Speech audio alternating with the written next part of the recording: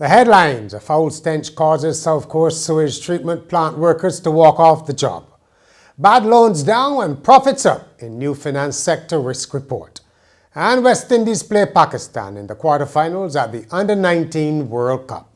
Welcome to Nation News for Wednesday, February the 3rd, 2016. Private and public sector leaders, Barbados' best employers, BBE, is back. Organizations, large or small, private or public sector, enter BBE 2016 now. Benefit from an independent staff survey and much more. All interested in improving staff engagement and productivity, here is the catalyst to get you moving. Our theme, maximizing productivity, building a better Barbados. To enter, visit our website or call us at Caribbean Catalyst.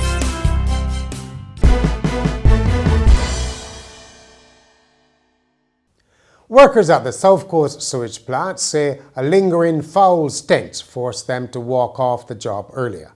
Gabby Scott, the Barbados Workers Union's Health and Safety Officer, said no attempts had been made to deal with the odour at the treatment plant run by the Water Authority. Because the workers have been complaining about the stench up here for a very, very long time. Some machinery not working, some malfunctioning, whatever it is. And I think that it cannot expect people who are, it has affected them so much that some of them, it is affecting their health. Some are complaining that they can't sleep. Look, and it is difficult to come to work every morning in a place where your health is being impaired. We want some redress to it. And I'm not going to say much about that. We want redress, and I'm hopeful that we can. I've been written letters on it before. We want to meet with the management today, and I hope that there will be some redress to this issue. The workers gathered outside of the compound, and shop steward Carl Boyce said he advised them to remain upwind of the long-running smell. He said they could not work productively in such an environment. The Employment Rights Tribunal has reserved its judgment in the unfair dismissal case brought by former National Conservation Commission workers. The hearing was adjourned after lawyers for the plaintiffs concluded their closing arguments. Chairman Hal Gollop said the case requires careful consideration and the written judgment will be made public. Attorney Pat Cheltenham said the retrenched workers are seeking reinstatement or failing that, damages. NCC attorney Mitch Codrington insisted his client followed the correct procedures. And I'm saying to you that our submission is that the company did all it could do in these. It met the 6 weeks. It administered the life as best as it could under the circumstances. It showed the period over which it could do, April. I don't think that's evidence was given, Mr. Codrington. No, you can't have all the ground, Mr. Gollop. No. Please.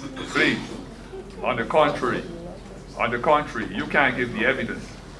Well, I'm not giving the evidence. I'm submitting to you what our evidence. Mr. Codrington. The latest National Financial Stability Report says Barbados is in a position to withstand any major shocks to its financial system. The report by the central bank reveals an improved performance for deposit-taking institutions like banks, credit unions, and trust and mortgage finance houses. The report said the local banking sector improved considerably over the 12 months ending September 2015. There was a sharp drop in bad loans and a substantial recovery in profitability, although loan growth remained weak. The report assesses the strengths and weaknesses of the banking and financial system and the risks to stability. A design competition has been launched for a monument to mark the country's 50th anniversary of independence. The monument will be erected at the Gardens in Savannah, and the targeted date for construction and installation is October the 30th. Prime Minister Frendel Stuart called on Barbadians to get involved in the project, which he launched at the Main Guard on Wednesday. There were a few timid voices. There were some uncertainties. There were those who believed that we could not do it alone. 50 years later, of course, we have demonstrated that we could do it alone. And we therefore have much to celebrate. And the National Monument Committee has taken a decision that as part of these celebrations, a monument should be erected here at the garrison on the site on which the Barbados flag was raised and the Union Jack lowered on the night of the 30th of November 1966, or on the morning of November 1966, the 30th of November.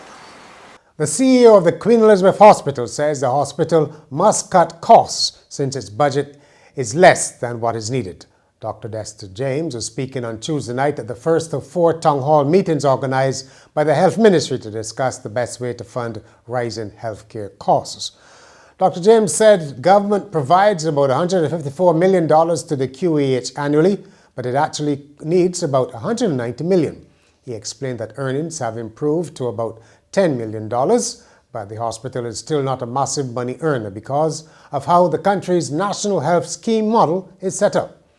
Dr. James said information and communications technology was playing a key role in the drive for efficiency at the QEH and would also be deployed at polyclinics.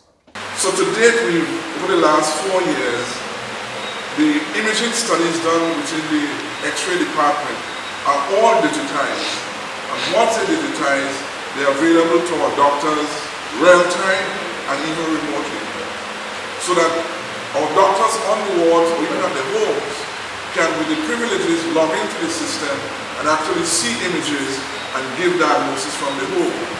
This is very important for us because in the event that a patient is presenting in the hospital with a query stroke, the neurologists and cardiologists need to be able to see these studies very early to decide on the particular course of treatment. Our laboratory has a laboratory information system so that once results are validated, they become available immediately electronically across the hospital. A delegation from the National Union of Public Workers led by General Secretary Rosalind Smith was this evening meeting with the management of the Grantley Adams International Airport. The union is hoping to resolve a dispute over a 3.5% pay increase. About 200 workers were staged near 4 protests in the airport car park last Friday. Sport now, the West Indies will play Pakistan in the 4th quarter final of the Under-19 Cricket World Cup, and it will be played in Futala in Bangladesh on Monday. Actually, it starts at 11 o'clock Sunday night, our time. The West Indies, you may recall, won their final preliminary group match against Zimbabwe in controversial, though perfectly legal fashion, setting a firestorm of comment around the world. The other quarterfinals will pit Bangladesh against Nepal, England and Sri Lanka, and India and Namibia. The men have taken an unassailable 2-0 series lead in this year's polo battle of the sexes. On Tuesday evening at Holders, the men won 2-1 with Harry Manning scoring in the 2nd and 4th checkers. Hazel Jackson replied for the women in the 3rd. The final match will be played on Thursday at Holders.